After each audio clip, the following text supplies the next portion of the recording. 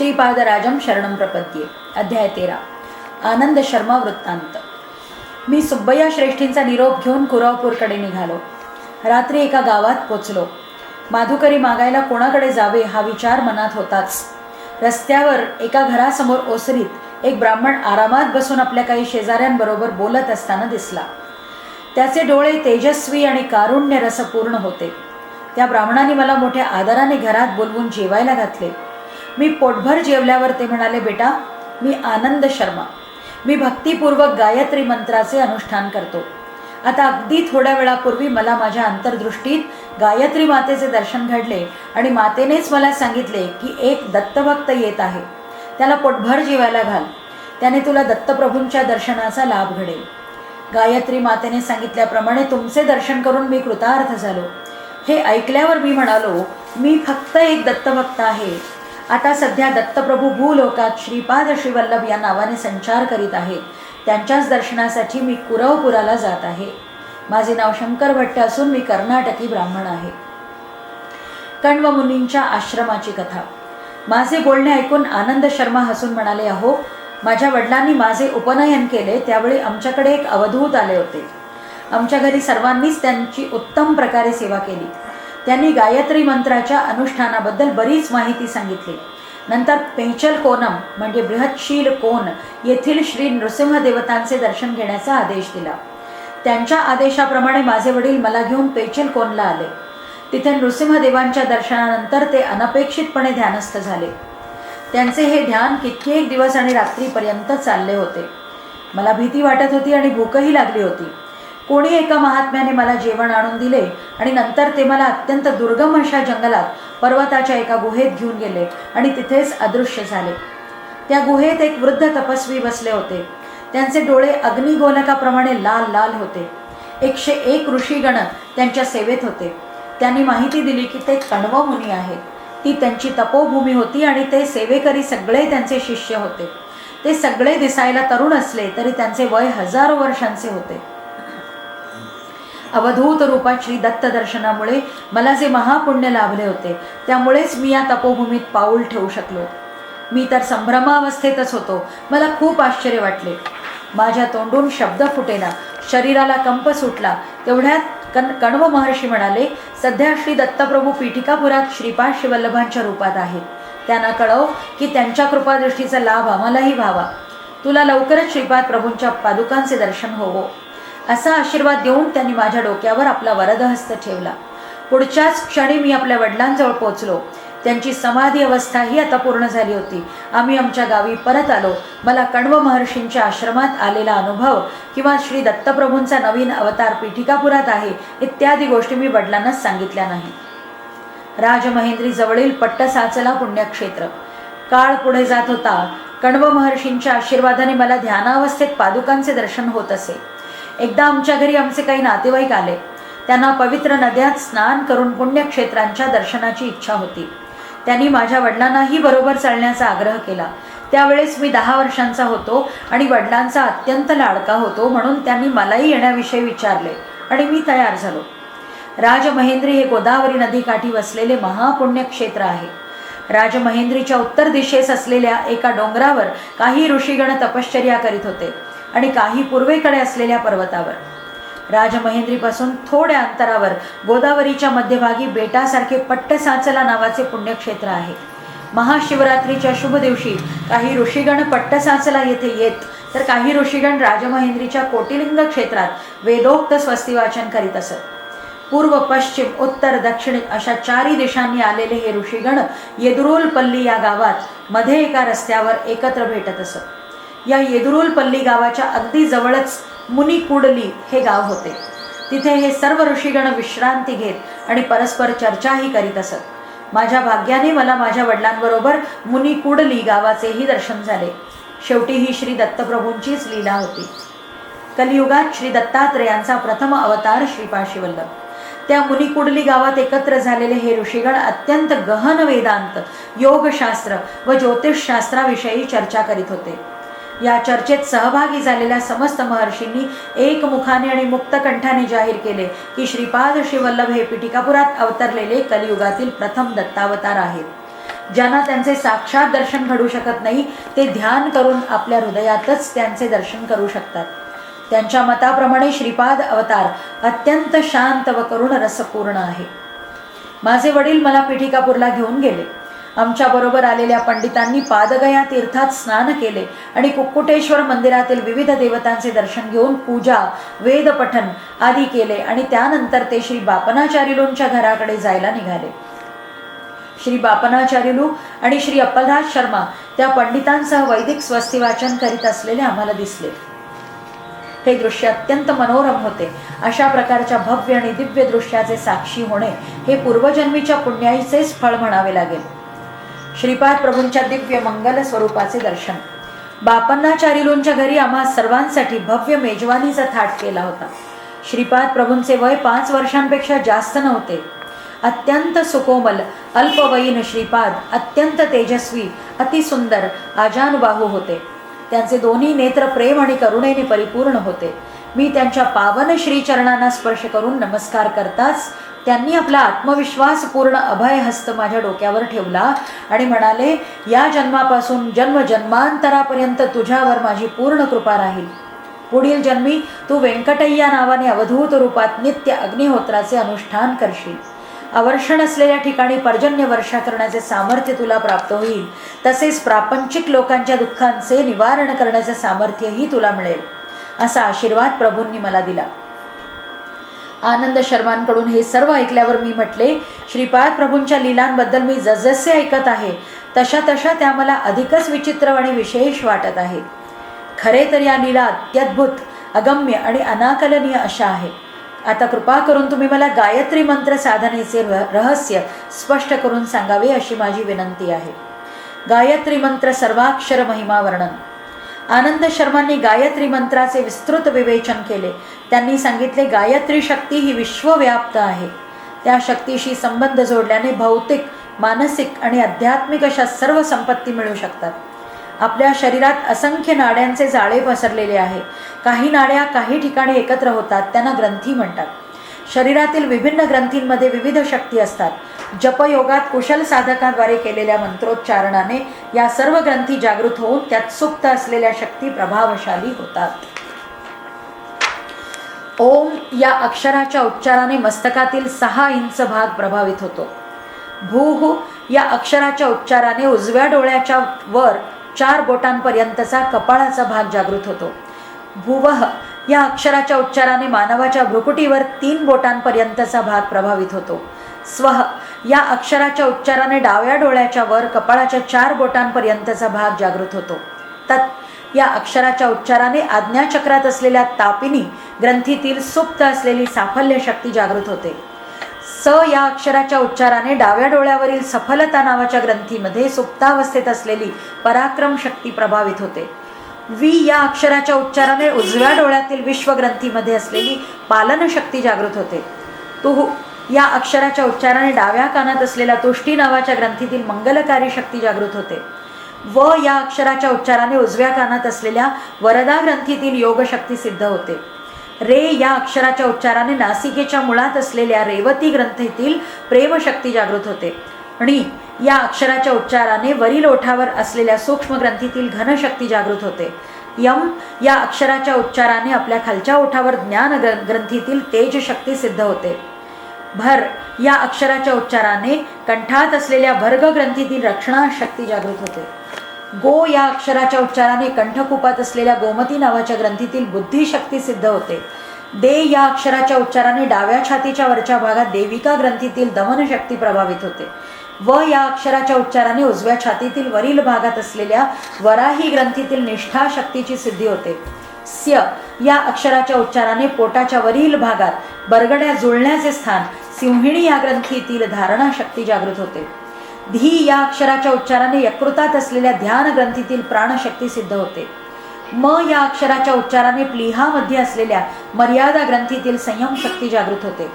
ही या अक्षराच्या उच्चाराने नाभीमधील स्फुट ग्रंथीतील तपोशक्ती सिद्ध होते. धी या अक्षराच्या उच्चाराने पाठीच्या कण्याच्या खालील भागात असलेल्या मेधा ग्रंथीतील दूरदर्शिता शक्ती सिद्ध होते. यो या अक्षराच्या उच्चाराने डाव्या खांद्यात असलेल्या योग माया ग्रंथीतील अंतर्निहित शक्ती जागृत होते. यो या अक्षराच्या उच्चाराने उजव्या खांद्यात असलेल्या योगिनी ग्रंथीतील उत्पादन शक्ती जागृत होते. नह या अक्षराच्या उच्चाराने उजव्या हाताच्या कोपरापासून मनगटापर्यंतच्या भागात असलेल्या धारिणी ग्रंथीतील सरसता शक्ती सिद्ध होते. प्र या अक्षराच्या उच्चाराने डाव्या हाताच्या कोपरापासून मनगटापर्यंतच्या भागात असलेल्या प्रभव ग्रंथीतील आदर्श शक्ती जागृत होते. चो या अक्षराच्या उच्चाराने उजव्या मनगटात असलेल्या उष्म ग्रंथीतील साहस शक्ती सिद्ध होते.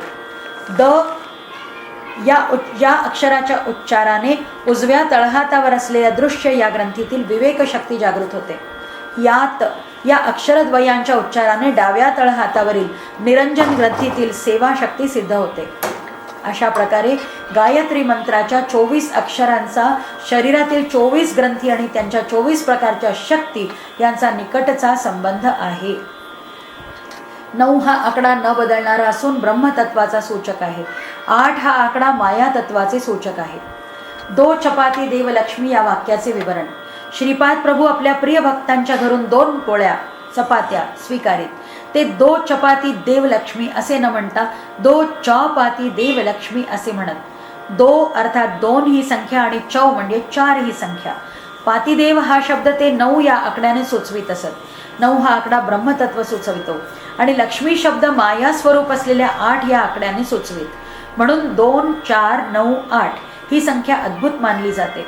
श्रीपाद प्रभू स्वतःच गायत्री स्वरूप आहेत, परमात्मा स्वरूप आहेत आणि पराशक्ती सुद्धा तेच आहेत हे सुचविण्यासाठी या 2, 4, 9, 8 संख्येचा उपयोग श्रीपादांनी केला.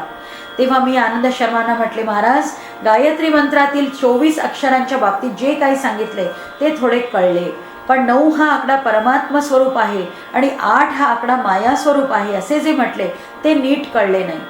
तेव्हा त्या बाबतीत सविस्तर सांगावे अशी विनंती करतो. 9 संख्या विवरण.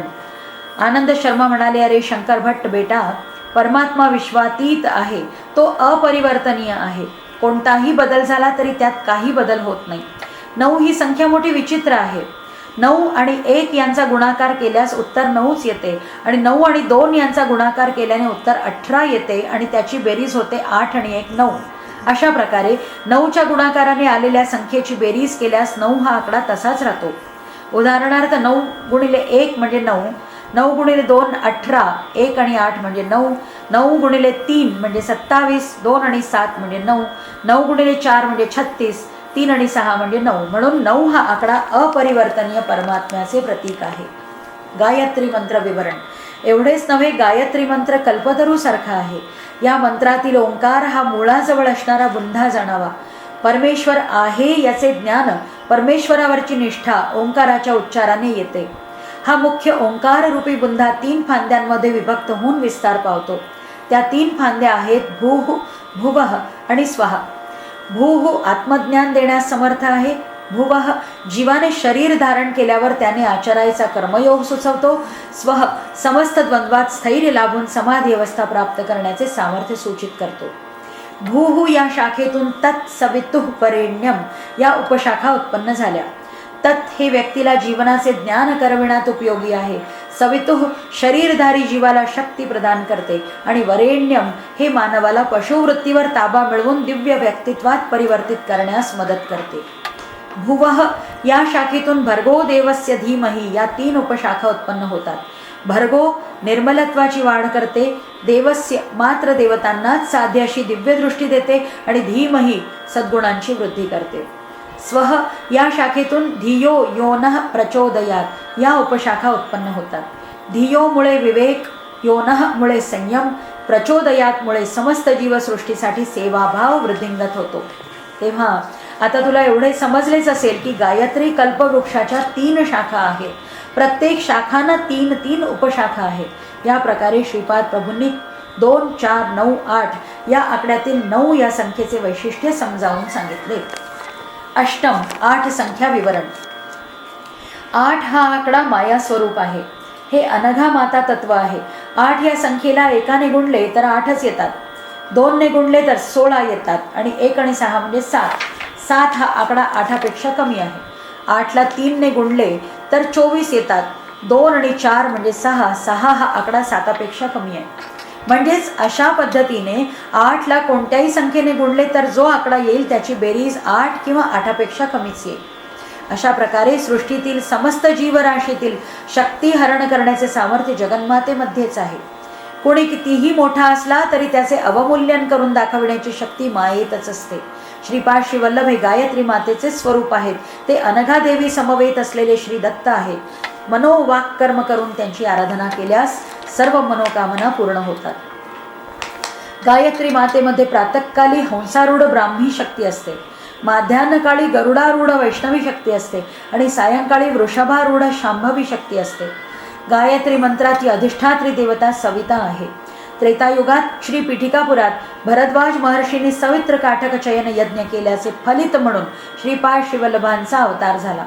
सविता देवता प्रातःकाळी ऋग्वेदाच्या रूपात, माध्यान्हकाळी यजुर्वेदाच्या रूपात, सायंकाळी सामवेदाच्या रूपात तर रात्री अथर्ववेदाच्या रूपात असते. आपल्या डोळ्यांनी दिसणारा सूर्य केवळ एक प्रतीक रूप आहे. योगी जन अति उन्नत अवस्थेला पोचल्यानंतर त्यांना त्रिकोणाकार महाजाज्वल्यमान प्रकाशित झालेल्या ब्रह्मयोनीचे दर्शन घडू शकते. यातूनच प्रत्येक क्षणात कोट्यावधी ब्रह्मांडे उत्पन्न होतात व प्रतिक्षण त्यांचे संरक्षण आणि विनाश देखील होत असतो. अशा प्रकारे प्रत्येक क्षणाला सृष्टी, स्थिती व विलय ही कार्य होत असतात. असंख्य विश्वाच्या सृष्टी, स्थिती आणि लय यांचे कारण असणाऱ्या शक्तीला सावित्री हे नाव आहे. असे असूनही गायत्री आणि सावित्री या अभिन्न आहेत. प्रेत दहन करण्यासाठी वापरल्या जाणाऱ्या अग्नीला लोहित म्हणतात. अन्न शिजवण्यासाठी ज्या अग्नीचा वापर केला जातो त्याला रोहित म्हणतात. त्याचप्रमाणे लौकिक आणि पारलौकिक अवस्थेत गायत्री आणि सावित्री रूपात ही महाशक्तीच कार्य करीत असते. प्राणीमात्राच्या प्रगतीच्या प्रक्रियेत जगाशी संबंधित अनेक गोष्टी आवश्यक असतात. त्या सर्व गोष्टी सावित्री मातेच्या कृपेने पूर्ण होतात. जीवाची आध्यात्मिक प्रगती गायत्री मातेच्या अनुग्रहानेच होते. इहलोकी सुखाचा उपभोग घेणे व परलोकी विमुक्त स्थितीतील म्हणजे मोक्षाचा दिव्य आनंदाचा अनुभव घेणे यासाठी दोन्हींमध्ये समन्वय असणे अत्यंत आवश्यक आहे. श्रीपाद प्रभूंच्या चरणाश्रितांना ऐहिक आणि पारलौकिक दोन्ही प्रकारचे सुख मिळते. इतर देवतांच्या व श्री दत्तात्रेयांच्या आराधनेत हाच फरक आहे. आनंद शर्मा यांनी ही जी माहिती दिली ती अपूर्व होती. तेव्हा मी शंकर भट्ट त्यांना विचारले, महाराज तुम्ही किती भाग्यवान आहात. श्रीपाद प्रभू श्री नरसिंह सरस्वती रूपात अवतरणार आहेत असे मी ऐकले होते. त्या अवतारात त्यांचे गुरु श्रीकृष्ण सरस्वती असतील हे जरा विचित्रच आहे नाही का. त्या आनंद शर्मांनी पुढे सांगितले, भगवंतांचा अवतार त्यांच्या भक्तांसाठीच असतो.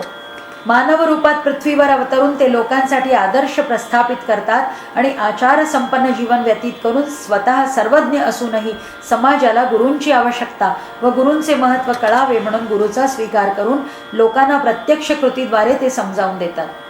अवतारी पुरुषांचे गुरु होण्याची योग्यता कोट्यावधी लोकांतून कुणा एखाद्यातच असते. ज्या वंशात अवतारी पुरुष जन्म घेतात त्या वंशाच्या 80 पिढ्यांना मुक्ती मिळते. तसेच अवतारी पुरुषाच्या गुरुपदी असणाऱ्यांच्या वंशातही अनेक पिढ्यांचा पुण्यसंचय आवश्यक असतो. ताटंकपुरात वाजपेयाजुल वंशात मायन्नाचार्य नावाची एक महान व्यक्ती जन्माला आली.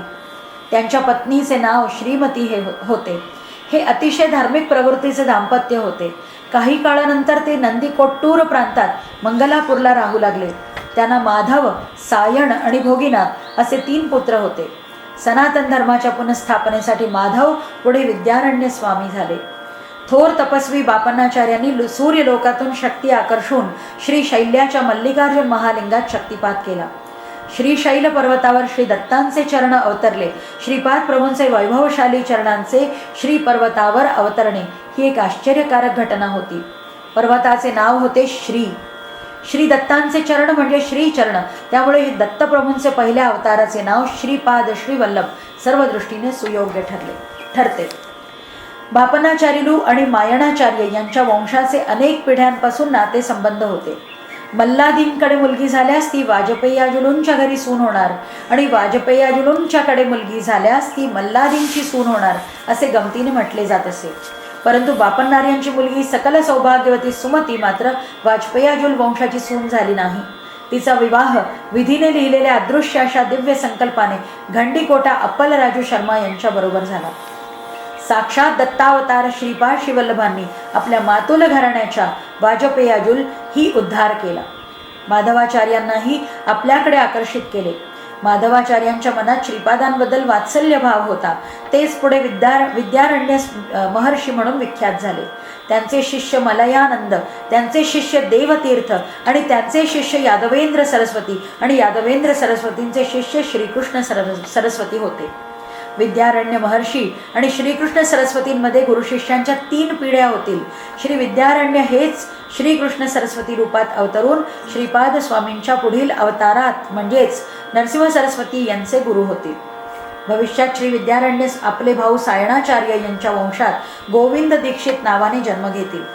ते विद्यारण्य संतवृत्ती असलेले राजपुत्र असतील आणि तंजाऊरच्या राज्याचे मुख्यमंत्री होतील. हे श्रीपादांचे दिव्य वचन होते. श्रीपाद नित्य सत्यवचनी होते. त्यांनी उच्चारलेले प्रत्येक वाक्य खरे होत असे. एकदा सुमती महाराणी श्रीपाद प्रभूंना स्नान घालीत होत्या. तेवढ्यात व्यंकटप्पय्या श्रेष्ठी तिथे आले. त्यांना पाहून श्रीपाद म्हणाले, तुमचे गोत्र मार्कंडेय आहे का? हे ऐकून काही उत्तर न देता श्रीपादांचे गोड बोलणे ऐकून त्यातील उपरोधिक भाव जाणून श्रेष्ठी हसले. खरे पाहता श्रीपादांचे गोत्र भारद्वाज होते आणि श्रेष्ठींचे मार्कंडेय. श्रीपादांनी अस्पष्टपणे सांगण्याचा प्रयत्न केला की ते श्रेष्ठींचे नातूच आहेत. श्रीपादांना वाटले व्यंकटप्पय्या श्रेष्ठी सुद्धा आपले गोत्रज आहेत. स्नान आटोपल्यानंतर सुमती महाराणींनी स्नानपात्रातील पाणी श्रीपाद प्रभूंभोवती उवाळून टाकले आणि मार्कंडेयासारखा आयुष्मान हो असा आशीर्वाद दिला. मार्कंडेयाला 16 वर्षांचे आयुष्य होते. पुढे शिवाच्या आशीर्वादाने ते चिरंजीव झाले. 16 वर्षांनंतर मार्कंडेयाने घर सोडले होते व चिरंजीव झाले. 16 वर्षांनंतर मार्कंडेयाने घर सोडले होते व चिरंजीव झाले. श्रीपाद प्रभू देखील 16 वर्षांपर्यंत आई वडिलांकडे राहिले आणि त्यानंतर जगद्गुरू होऊन यथाकाली गुप्त होऊन चिरंजीव ठरणार होते. आपण ज्या स्वरूपात श्रीपाद प्रभूंना पाहतो त्याच स्वरूपात अत्री अनसूयाच्या कुमाराच्या रूपात ते अवतरले होते असे त्यांनी बोलताना अनेकदा सांगितले होते. श्रीपादांची विविध रूपे. श्रीपाद प्रभू त्यांच्या योग शक्तीला, जी त्यांच्या स्त्री रूपात होती, बहिर्मुख करून स्त्री रूपात दर्शन देत असत. अशा प्रकारे कुंडलिनी शक्तीला बहिर्मुख करणे फक्त श्री दत्तात्रेयांना शक्य होते. सुमती महाराणी व अप्पलराज शर्मा, नरसिंह वर्मा पतिपत्नी, बापन्नार्युलू राजमांबा, व्यंकटप्पय्या पतिपत्नी या सर्वांना श्रीपाद प्रभूंनी आपल्या 16 वर्षांच्या नवयौवन दंपती रूपाचे दर्शन घडवून आपल्या अद्भुत लीला शक्तीचे स्वरूप दाखविले होते. श्रीपादांच्या आईवडिलांची फार इच्छा होती की श्रीपादांच्या 16व्या वर्षी त्यांचा विवाह करून द्यावा, परंतु या बाबतीत त्यांची निराशाच झाली. श्रीपाद प्रभूंनी सुमती मातेला पहिल्यांदा अवधूत रूपात दर्शन दिले होते. त्याचवेळी त्यांनी मातेला सांगितले होते की ते दिव्य दंपतीच्या रूपात त्यांना दर्शन देतील. अवधूतांनी सुमती मातेला म्हटले होते, माते, तुझा पुत्र 16 वर्षांच्या वयापर्यंत तुझ्या जवळ राहील. त्याच्या विवाहाचा संकल्प केल्यास ते न ऐकता तो गृहत्याग करून निघून जाईल.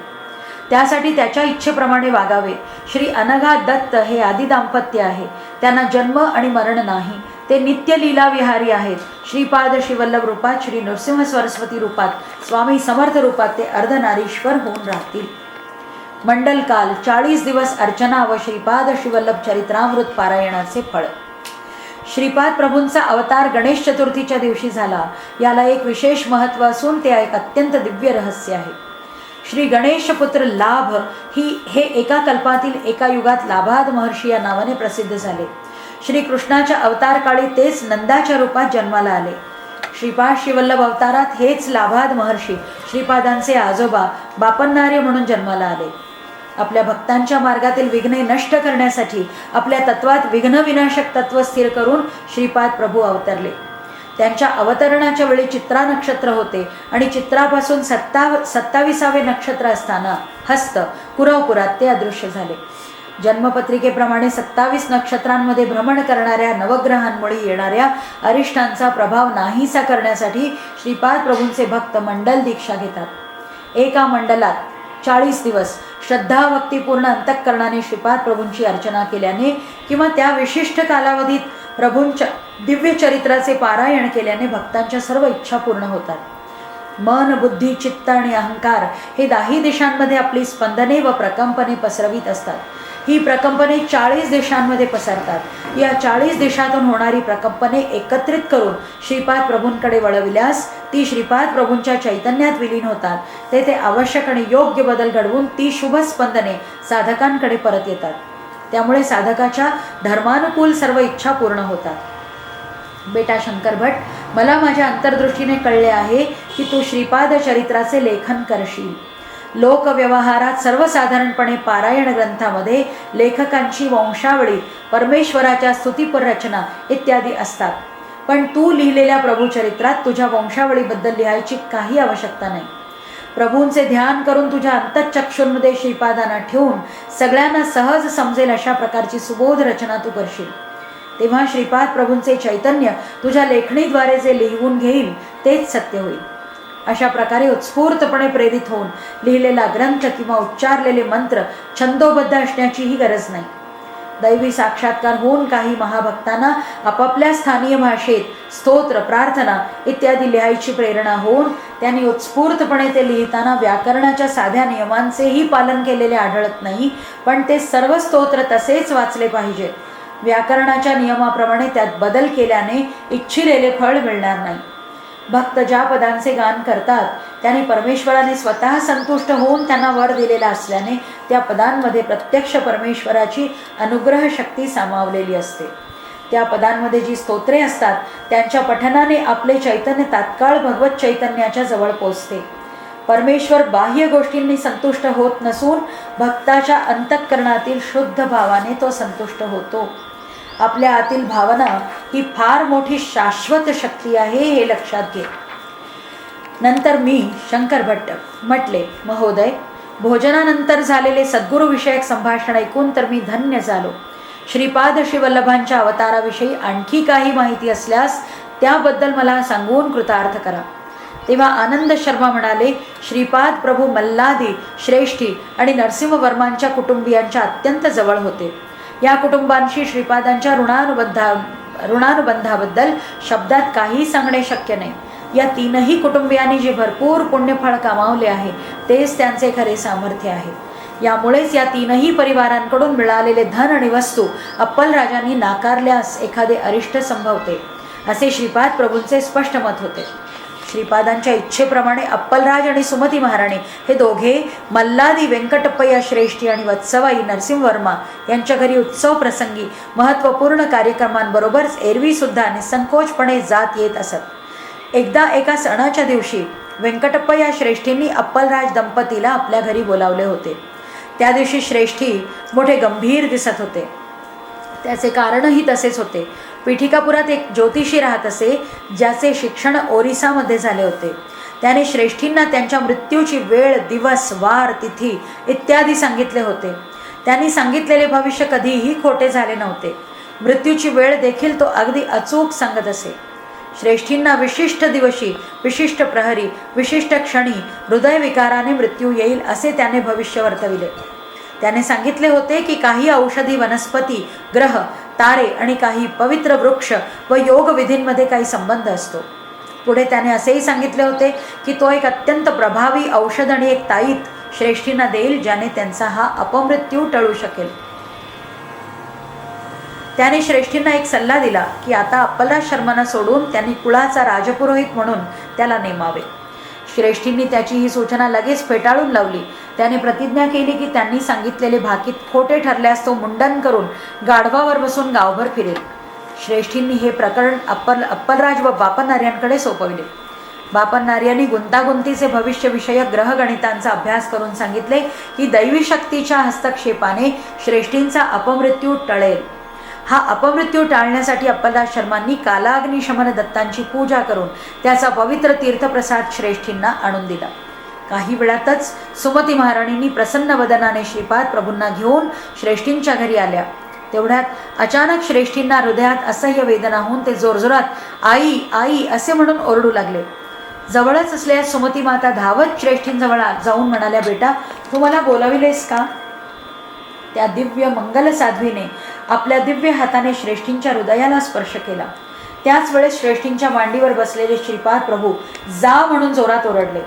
श्रेष्ठींकडील एका म्हशीने काही क्षणातच तडफडत प्राण सोडले आणि श्रेष्ठींचे प्राण वाचले. ही बातमी कळताच तो ज्योतिषी धावतच श्रेष्ठींकडे आला. त्याचे भाकीत खोटे ठरल्यामुळे त्याला खूप दुःख झाले. श्रीपाद प्रभू त्या ज्योतिषीला म्हणाले, तू निस्संशय चांगला ज्योतिषी आहेस. मी जाणतो की तू ज्योतिषशास्त्राचे गहन अध्ययन केले आहेस, परंतु समस्त ज्योतींची ज्योत असलेला मी इथे असताना श्रेष्ठींना मृत्यूचे भय कसे असणार?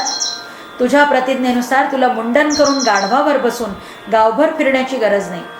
तुला खरोखरच पश्चाताप झाला आहे एवढेच पुरे. तुझ्या वडिलांनी श्रेष्ठींकडून कर्ज घेतले होते, ते कर्ज न फेडताच फेडले असे खोटेच त्यांनी सांगितले. त्या पापाचे फळ म्हणून त्यांना श्रेष्ठींकडे म्हैस म्हणून जन्म घ्यावा लागला. हीन योनी प्राप्त झालेल्या तुझ्या वडिलांना आता मी उत्तम जन्म प्रसादाच्या रूपात दिला आहे. श्रेष्ठींच्या या अपमृत्यूचे कर्मफळ मी त्या म्हशीकडे वळवले. आता तू या म्हशीचा दाह संस्कार करून अन्नदान कर. तुझ्या वडिलांच्या पापकर्माचे फळ नष्ट होऊन त्यांना उत्तम गती मिळेल.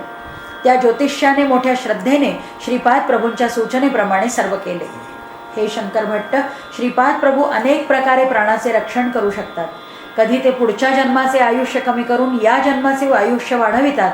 एका जीवाचे कर्मफळ दुसऱ्याला देऊ शकतात, जसे त्यांनी श्रेष्ठींबरोबर केले. शुभचिंतकाच्या आयुष्याचा काही भाग घेऊन दुसऱ्या एखाद्या व्यक्तीचे आयुष्य वाढवू शकतात. अलौकिक पद्धतीने मृत्यूला आज्ञा करून एखाद्या व्यक्तीला जीवनदानही देऊ शकतात. श्रीपाद श्रीवल्लभ योग संपन्न अवतार आहेत. त्यांना असाध्य असे काही नाही. योगी लोक प्राणशक्तीला वाढवणे किंवा कमी करणे या दोन्हीचे नियंत्रण करू शकतात.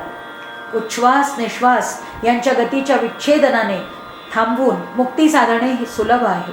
क्रियायोगी आपली प्राणशक्ती आज्ञा, विशुद्ध, अनाहत, मणिपूर, स्वाधिष्ठान व मूलाधार चक्रात वरून खाली, खालून वर परिभ्रमित करवितात.